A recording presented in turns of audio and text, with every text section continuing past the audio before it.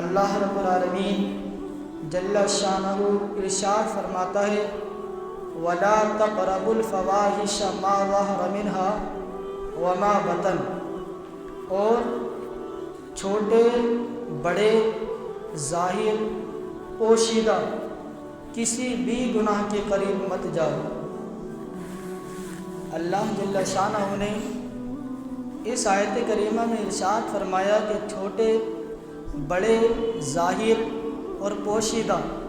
کسی بھی طرح کے گناہ کے قریب مت جاؤ، یعنی چاہے چھوٹا گناہ ہو یا بڑا گناہ ہو، یا پھر آپ لوگوں کے سامنے گناہ کرتے ہوں، یا پھر رات کی تنہائی میں چھپ کر گناہ کرتے ہوں، کسی بھی گناہ کے قریب مت جاؤ۔ اللہ جل شانہ ایک جگہ ارشاد فرماتا ہے والذین هم لفروجہم حافظون، اور وہ بدکاریوں سے اپنی شرمگاہوں کی حفاظت کرنے والے ہیں۔ میرے آقا علیہ الصلوۃ والتسلیم کے پیارے دیوانوں، آج اس بات سے انکار نہیں کیا جا سکتا ہے، آج اس بات کا کوئی بھی انکار نہیں کر سکتا کہ اغیار نے جو برائی پھیلانے کی کوشش کی اور شیطان نے مومنوں کے دل سے جو ایمان نکالنے کی کوشش کی،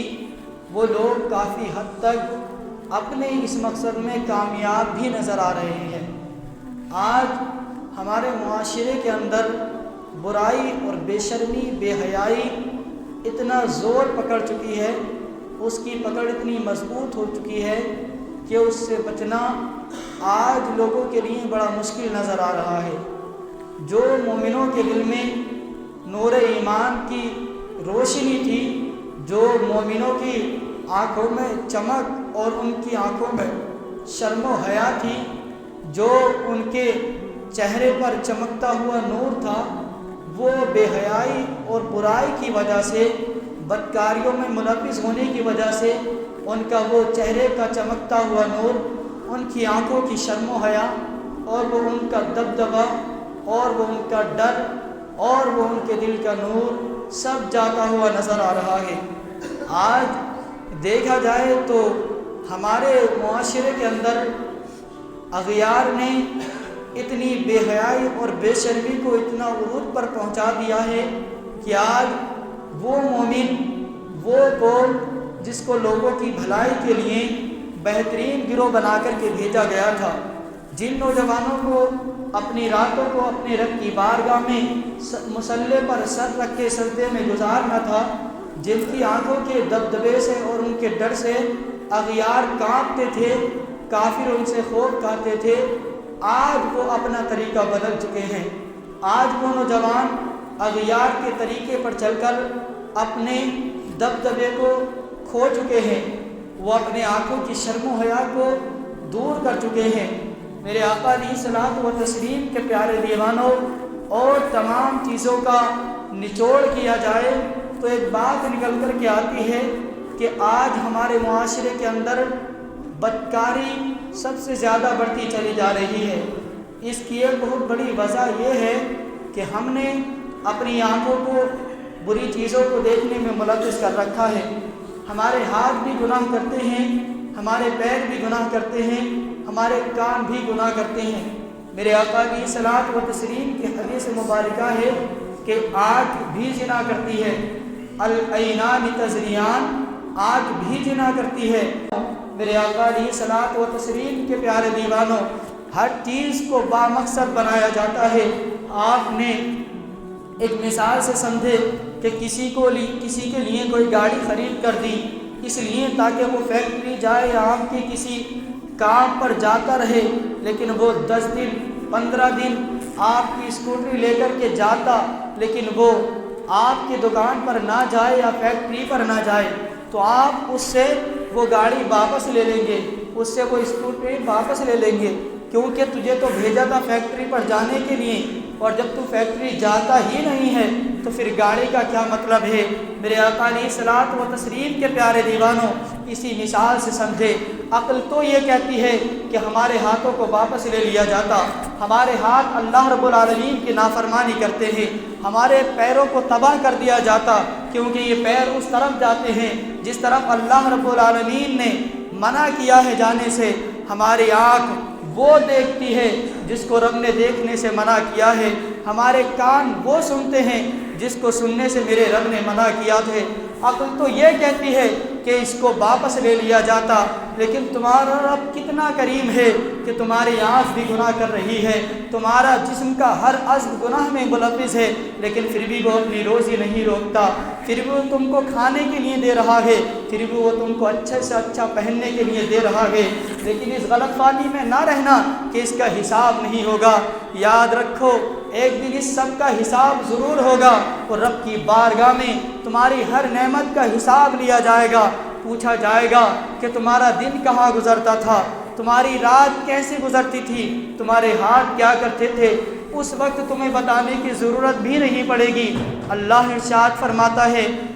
اور اس دن تمہارے ہاتھ، تمہارے جسم کا ہر عضو تمہارے خلاف گواہی دے گا۔ جن ہاتھوں سے گناہ کیے ہیں، کسی مظلوم پر ظلم کیا ہے، تو یہ ہاتھ اللہ رب العالمین کی بارگاہ میں بولیں گے کہ اس نے ہم سے یہ ظلم کیا تھا۔ آنکھوں سے آپ نے زنا کے مناظر دیکھے ہیں، یا آپ نے ان سے فلمیں ڈرامے دیکھ کر کے، گندی گندی چیزیں دیکھ کر کے وہ چیزیں دیکھی ہیں جن سے تمہارے رب نے منع کیا ہے، تو یہ آنکھیں رب کی بارگاہ میں بتائیں گی کہ اس نے ہم سے یہ چیز دیکھی تھی۔ تمہارے پیر بتائیں گے کہ یہ ان سے چل کر کہاں گئے تھے۔ میرے آقا علیہ الصلوۃ والتسلیم کے پیارے دیوانوں، ذرا اپنے اندر دیکھیں تو، ذرا سوچیں تو، اپنے ضمیر سے پوچھیں تو، کیا ہمیں آنکھ اس لیے دی گئی ہے کہ ہم رات دن فلمیں ڈرامے دیکھتے رہیں، ادھر ادھر گھومتے رہیں؟ کیا ہمیں کان اس لیے دیے گئے ہیں کہ ہم غیروں کے بنائے ہوئے تعلیم پر ناچ گانے، جن گانوں میں کفریہ کلمات ہیں، اگر انسان سن لے اور اس پر خوش ہو تو فرماتے ہیں کہ وہ کافر ہو جائے، ہمیں پتہ بھی نہیں چلتا، ایمان بھی برباد ہو جاتا ہے؟ کیا اس لیے رب نے ہمیں کان عطا کیے ہیں؟ نہیں نہیں، میرے آقا علیہ الصلوۃ والتسلیم کے پیارے دیوانوں، رب نے تمہیں پیر عطا کیے ہیں، تو آئیں ان پیروں سے چل کر اپنے رب کے گھر میں آئیں، نماز ادا کریں، ان پیروں سے چل کر کسی غریب کی مدد کریں۔ آپ کو اللہ رب العالمین نے آنکھ عطا کی ہے، تو اس سے آپ قرآن عظیم کو دیکھیں، اس کی تلاوت کریں، لوگوں کی اس سے دیکھ کر کے کون برا کر رہا ہے، کون اچھا کر رہا ہے، لوگوں کو برائی سے منع کریں اور اچھائی کی دعوت دیں، بھلائی کی دعوت دیں ان کو۔ اللہ رب العالمین نے کان عطا کیے ہیں، تو ان کانوں کا حق ادا کریں اور قرآن کی تلاوت ان سے سنیں، اللہ کے رسول کی تعریف ان سے سنیں۔ میرے آقا علیہ الصلوۃ والتسلیم کے پیارے دیوانوں، یہ دل اللہ رب العالمین نے آپ کو عطا کیا ہے، تو اس دل میں کسی اور کا عشق نہیں ہونا چاہیے، اس دل میں کسی طرح کی گندگی بھری ہوئی نہیں ہونی چاہیے، بلکہ اس دل میں تمہارے رب کی محبت، تمہارے آقا علیہ الصلوۃ والتسلیم کا عشق ہونا چاہیے، جن کا عشق کامیابی کی دلیل ہے۔ میرے آقا علیہ الصلوۃ والتسلیم کے پیارے دیوانوں، میں نے آیت کریمہ کی تلاوت کی، وَلَا تَقْرَبُوا الْفَوَاحِشَ مَا ظَهَرَ مِنْهَا وَمَا بَطَنَ۔ اللہ ارشاد فرماتا ہے کہ چھوٹے بڑے، ظاہر اور پوشیدہ کسی بھی گناہ کے قریب مت جاؤ۔ چھوٹے گناہوں سے مقصد ہے کہ کسی کا بوسہ لینا، کسی کو چھونا، کسی کو چومنا، غیر محرم کو، اور بڑے گناہ سے مراد زنا کرنا ہے۔ آقا علیہ الصلوۃ والتسلیم کے پیارے دیوانوں، اللہ ارشاد فرماتا ہے، وَمَن يَفْعَلْ ذَلِكَ يَلْقَىٰ أَثَامًا۔ جو لوگ زنا کرتے ہیں ان کو آثام میں ڈالا جائے گا۔ اس کے متعلق فرمایا گیا کہ یہ جہنم میں ایک وادی ہے، اور کسی نے کہا کہ یہ ایک غار ہے، جب اس کا منہ کھولا جائے گا تو اس کی بدبو سے جہنمی چیخ اٹھیں گے۔ اس وادی میں، اس غار میں ان لوگوں کو ڈالا جائے گا جو زنا کرتے ہیں۔ اللہ کے رسول صلی اللہ تعالیٰ علیہ وسلم نے ارشاد فرمایا کہ دو شخص آئے اور مجھے ایک مقدس زمین پر لے گئے، وہاں ہم نے ایک سوراخ کو دیکھا جو تنور کی طرح تھا، اوپر سے تنگ تھا اور نیچے سے کشادہ تھا، اس میں کچھ مرد اور عورتیں تھیں، اور اس میں آگ کے شعلے بھڑک رہے تھے۔ آگ کے شعلے جیسے ہی اوپر کو آتے تھے، وہ بھی اوپر کو آ جاتے تھے، اور جیسے ہی آگ کے شعلے کم ہوتے تو وہ نیچے چلے جاتے تھے۔ ان کے متعلق پوچھا گیا یہ کون لوگ ہیں؟ فرمایا گیا یہ وہ لوگ، یہ وہ مرد اور وہ عورتیں ہیں جو زنا کرتے تھے۔ میرے اپنی قوم کے نوجوانوں سے کہنا چاہوں گا کہ آج اغیار چاہتے ہی یہ ہیں، جو آپ کا خوف اور ڈر تھا، جو آپ کے دل میں نور ایمان کی روشنی تھی، اور جن سے تمہارے چہرے جگمگاتے ہوئے تمہاری آنکھوں میں شرم و حیا تھی، اغیار نے سوچا کہ تمہارے دلوں سے ایمان کو کیسے چھینا جائے، تو وہ یوں تو آپ کے ایمان کو چھین نہ سکے، لیکن اس طرح آپ کو بدکاری میں ملوث کر کے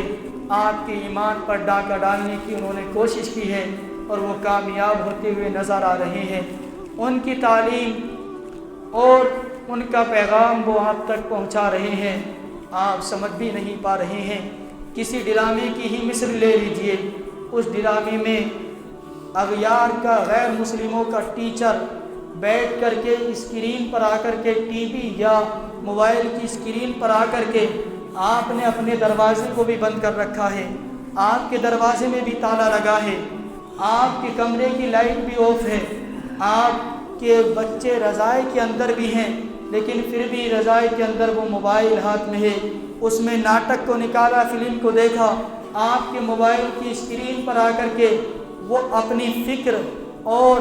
وہ اپنا پیغام آپ تک پہنچا رہا ہے کہ کس طرح غیر مسلموں کے رواج کی طرح ان کو جلایا جاتا ہے، کس طرح ان کی شادی ہوتی ہے، کس طرح وہ زندگی گزارتے ہیں۔ آپ کو پتہ بھی نہیں ہے، اغیار اپنا پیغام آپ تک پہنچا رہے ہیں، آپ کے ایمان کو تباہ اور برباد کر رہے ہیں۔ کیا آپ نے بھی اپنا پیغام ان کو پہنچایا؟ کیا کسی غیر مسلم تک آپ نے اپنے نبی کی حدیث پہنچائی؟ میرے آقا علیہ الصلوۃ والتسلیم کے پیارے دیوانوں، ان سب چیزوں سے بچیں۔ یقیناً یہ چیزیں برائی کی طرف اور ہلاکت کی طرف لے جانے والی ہیں۔ آج ہمارے نوجوان، بوڑھے، بچے، بزرگ، ہماری ماں اور بہنیں، قوم کی بیٹیاں برائی میں اس طرح ملوث ہوتی چلی جا رہی ہیں کہ وہ گانے اور فحاشی کے مناظر دیکھ کر ان لوگوں کا طرز عمل اپنا کر کے اپنے ایمان کو خطرے میں ڈالے ہوئے ہیں، اور زنا کے مناظر تک وہ پہنچ رہے ہیں۔ آج بہت بڑی آبادی ایسی ہے کہ دیکھنے میں آتا ہے کہ کوئی بھی طبقہ ایسا نہیں ہے جس کے اندر یہ زنا کی برائی نہ پائی جا رہی ہو۔ بعض صحابہ کرام کا فرمان ہے کہ زنا سے بچو، اس میں 6 مصیبتیں ہیں۔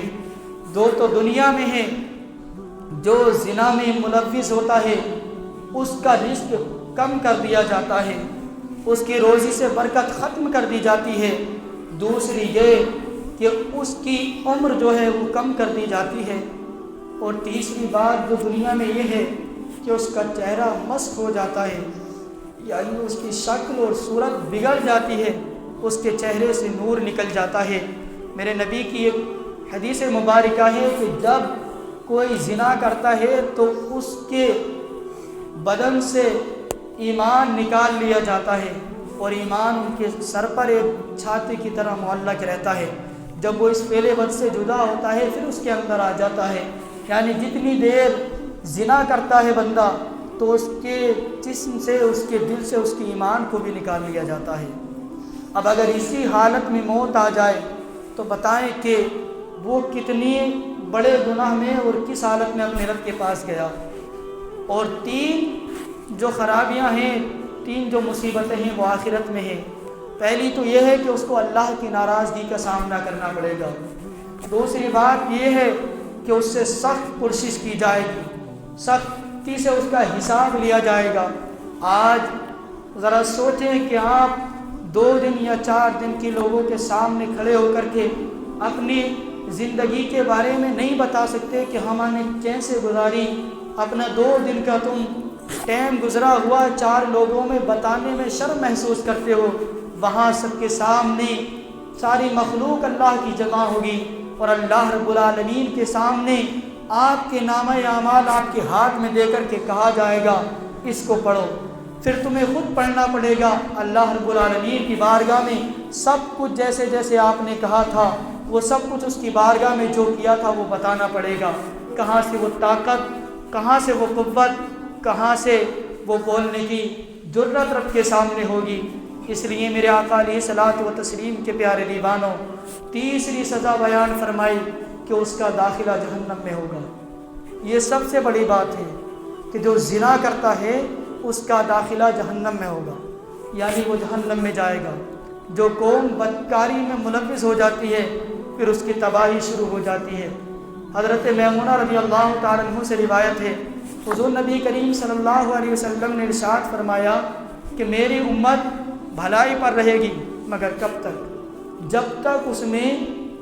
زنا سے پیدا ہونے والے بچے عام نہیں ہو جائیں گے، یعنی ان کی تعداد